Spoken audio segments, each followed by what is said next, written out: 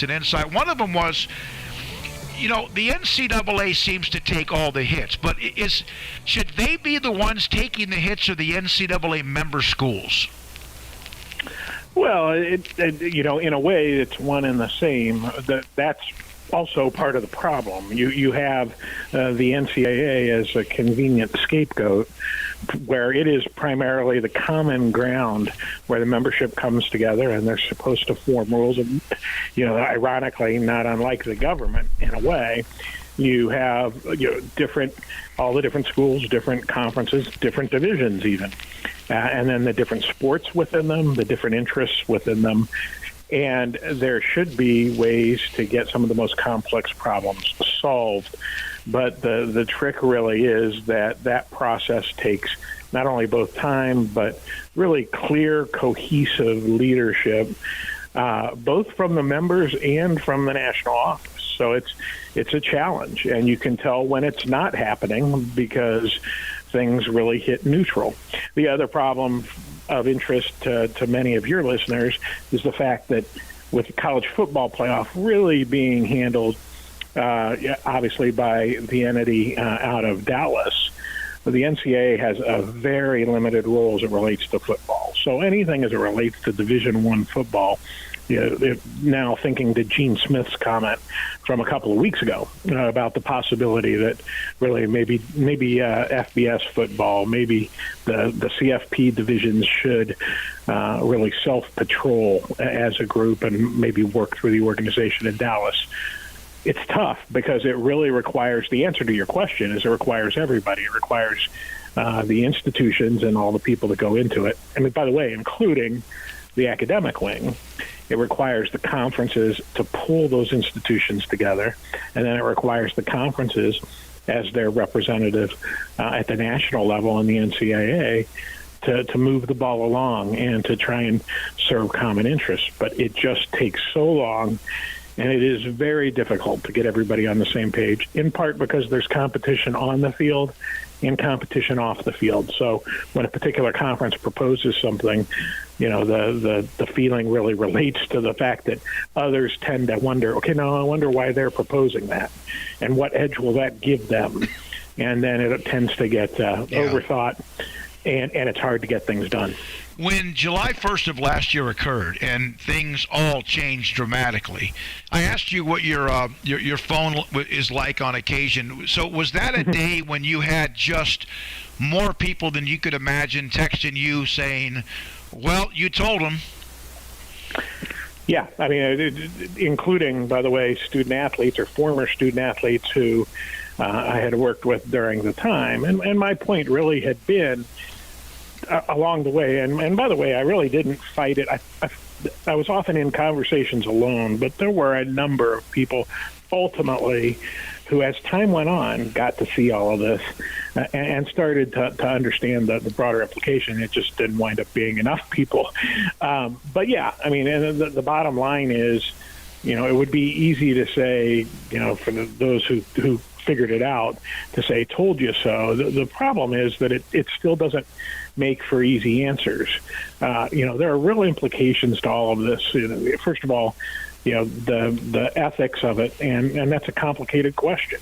When you have collectives that are very structured, formal, and so forth, that are handling a lot of the likeness business. Okay, well, that's one thing if they can demonstrate that they've got everything buttoned down. But across 350 plus institutions, you're going to have, we obviously have a number of entities that are in the space that who knows what they're doing. And and then it became ironic in the last 90 days to all of a sudden hear and read, well, we need to look into all of these deals as they're happening, because I don't know exactly what we expected. I mean, if you literally say to your institutions, follow your state law if you have one, otherwise here are the minimum standards. I don't know exactly how we were, expecting things to go. This is the kind of, I guess, disorganized chaos that can happen when there's not a thought-through structure that works for everyone. If, in fact, let's just say 10, 15 years ago, the NCAA had come to the table and found a way for students to be compensated other than what right now I guess is the scholarship or cost of living or cost of whatever that is, and of course there's more things into that now as well. But had they done that 10 or 15 years ago, heck, 6 or 8 years ago, 5 years ago, would that have been enough to at least push this back where we are now another 5 or 10 or 15 years? Or would the student athlete and attorneys just been, no, now you've given in, we're going to get more? Well, obviously the devil's in the detail, but again, and I was often accused of pie in the sky thinking on this, but I believed, and I believe that student athletes should absolutely be at the table while this was being worked through. I think there were too many meetings that involved university presidents that didn't involve the direct voice of student athletes. And in fairness to the NCAA, there's student athlete representation now in their senior-most boards, and they do deserve credit for that. But the important thing is that you can't have, and I say this having sat in the room and witnessed it, you just can't have a collection of 12, 15, 18 largely white, largely, men, largely in their 60s, maybe 70s, talking about what teenagers need or have interest in or going to be attracted to for guidelines to enrich their overall lives, to pursue the full benefit of what a college experience has to offer. It just doesn't happen. It's very difficult to find those who are well informed. If they had listened, if they had really kind of paused, and that was hard to do, by the way, always in a contentious legal environment, who knows what might have happened. But in a fair structure where the different constituencies could have collaborated and really thought this through, there's no doubt in my mind that solutions could have existed. There have been harder challenges, and I think there really were opportunities there. We have on our show, and I'm sure this has been used many times before, that term guardrails.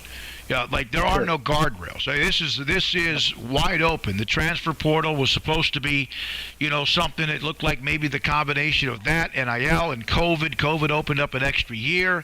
It was a one-time transfer, and now even that waivers are being challenged all the time. Do you see them being able to put together anything that would be guardrails? And if you would have been able to do that, if they would have come to you and say, okay, we're going to do this, what guardrails do you think would have been fair to both sides?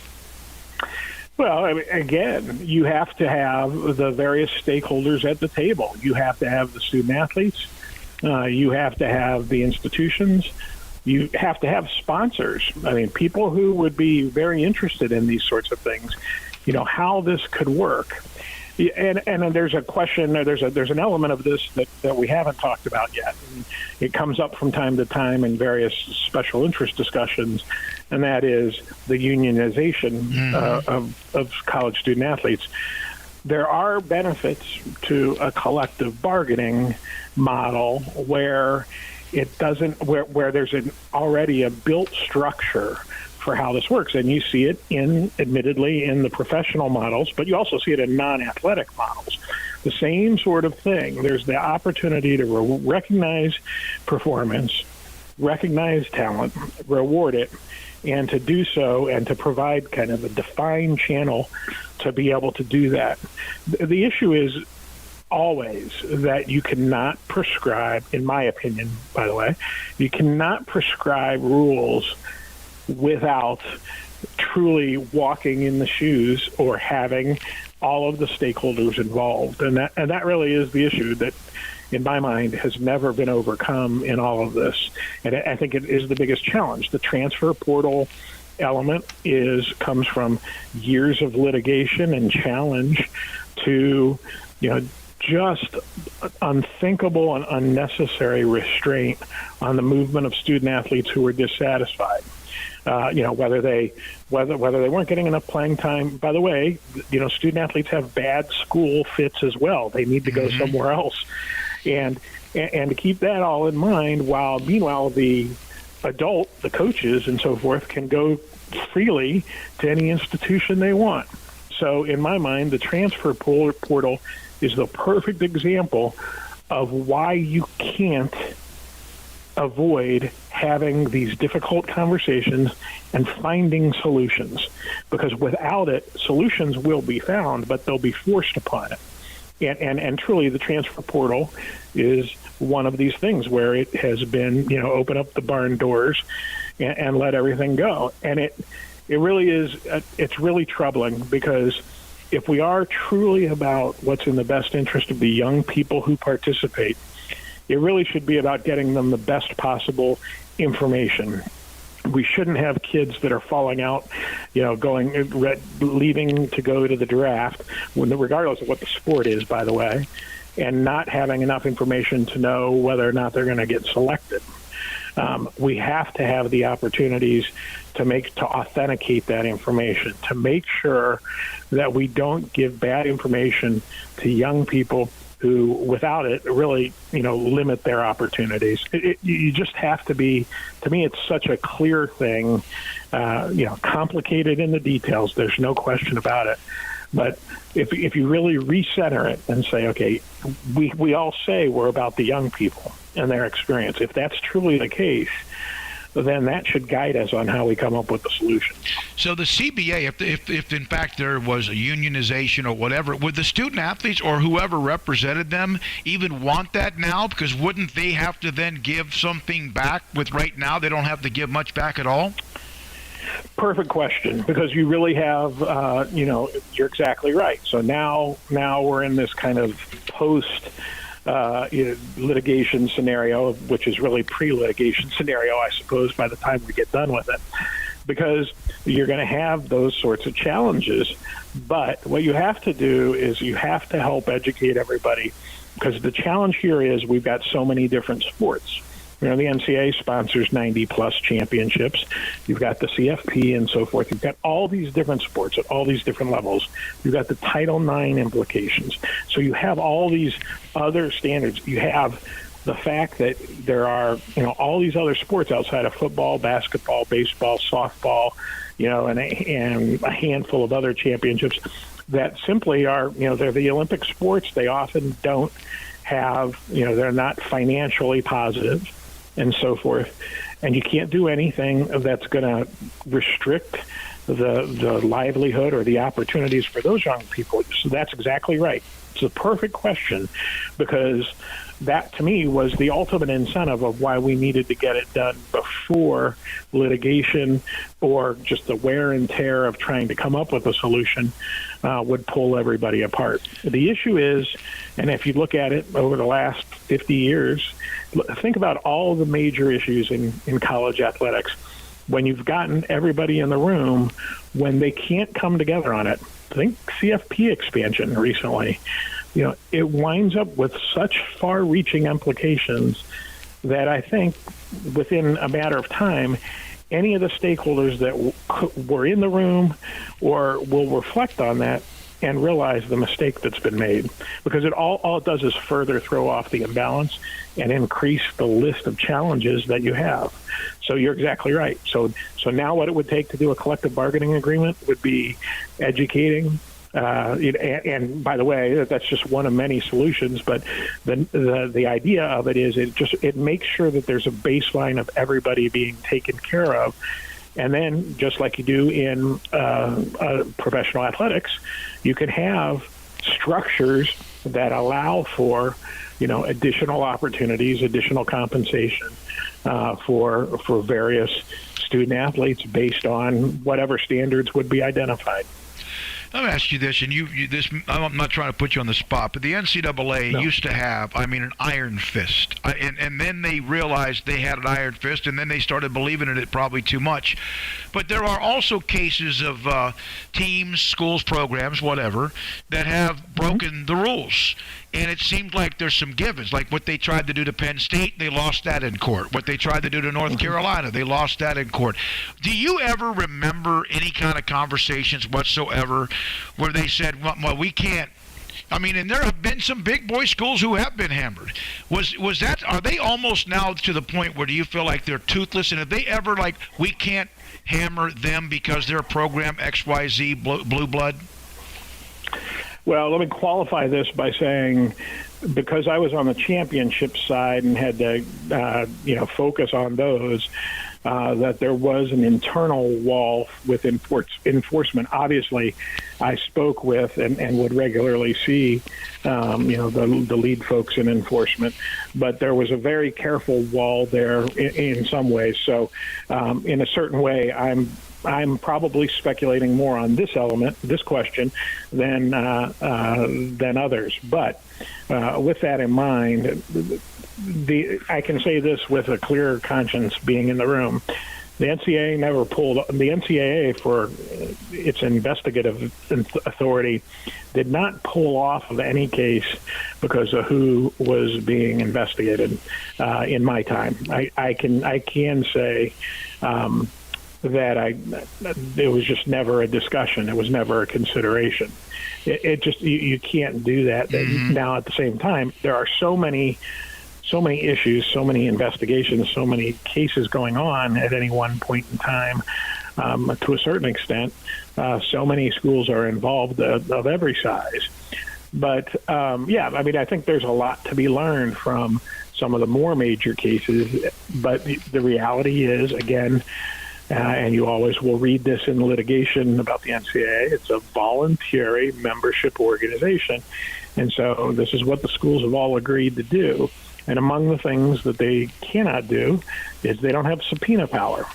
So think of the January 6th committee in Washington, D.C., right? They have subpoena power, and they still can't get, some of the people to come and testify. The NCAA doesn't even have subpoena power. So you're relying on the good faith of individuals, organizations, institutions to be forthcoming when a problem has been identified. And it's just not easy to do. It's just, again, as you know, every alum of every institution is passionate for their institution, and they're absolutely convinced that their school is either not doing anything wrong or anything they're doing is what everybody else does. And they're also convinced that everybody else is doing far greater sins or committing far greater sins than they are. And so it is just, it is a business that if you're not careful, if you don't kind of bring people together with the right kind of commonality, it chews itself up. And in my opinion, having been very deeply in it, and then kind of working now on the outsides with institutions and so forth, I really do believe that that's what's happened here. You have an industry, a business that, despite its rampant success, it's chewing itself up. Conference realignment of institutions, especially below the FBS level, it just doesn't make any sense. It's fascinating to watch, but I've been involved in many of those transactions or researching many of those transactions, doing the feasibility. And those schools, those institutions think they're moving on to another conference that's going to give them some dramatic benefit, and it very rarely, in my mind, pans out. There may be a better fit geographically, that can make sense, certainly, but if you're really looking at very similar conferences, the kind of moving of the chess pieces below the real revenue conferences at the FBS level, very, very hard to see the justification in it, but I think it is a reflection of what's going on in the industry these days. Greg, again, Shaheen with us, former senior vice president with the NCAA. One more question about the NCAA. Then I want to get the connection with you, Scott Drew, Isaiah Austin, and Baylor as well, which is a great story. Sure. Can you see the NCAA just not even being around in a couple of years? Well, there will always have to be some organization, and I don't know that starting from scratch makes a whole lot of sense. I do think this transformation committee, that Commissioner Sankey and Julie Cromer, the athletic director at Ohio, are chairing. Those are two really serious people that have encyclopedic knowledge of how this should all work, how it works, and how it should work, I should say. I think it will be very interesting to see what they come out with. I'm pessimistic regarding the August timeline of when a lot is to be unveiled. But I am mindful. But what I would expect is at that point we'll have some insight on things. I think it will take a little more time. It's a very important chance because of who's involved in it. Because I don't think those two individuals get involved in anything without it having a real serious shot of making some progress. The issue is really going to come down to presidential leadership and embracing of what's really needed. And I'll say this with all due respect to the university presidents who are, very important in our nation. University presidents have an important role to play in intercollegiate athletics as part of the institution. But if they get too much into athletics, in my opinion, and over the last 25 years, by design, they've been pulled deeply into intercollegiate athletics. I think it's gone too far because the distance between their offices, their desks, their roles, and the student athletes, it's really too much. So how that affects the NCAA means, again, is this transformation committee going to lead to real change in addressing some of these tougher issues and mechanisms that become more realistic so that people spend less time trying to figure out whether the grass is greener, as they look at every other institution or every other conference, and realize that where they are, they have to work together to try and commit to solutions, because if they do so, it can benefit everybody rather than it just furthering the imbalance between institutions. For some that don't know, and probably quite a few that don't, you had mentioned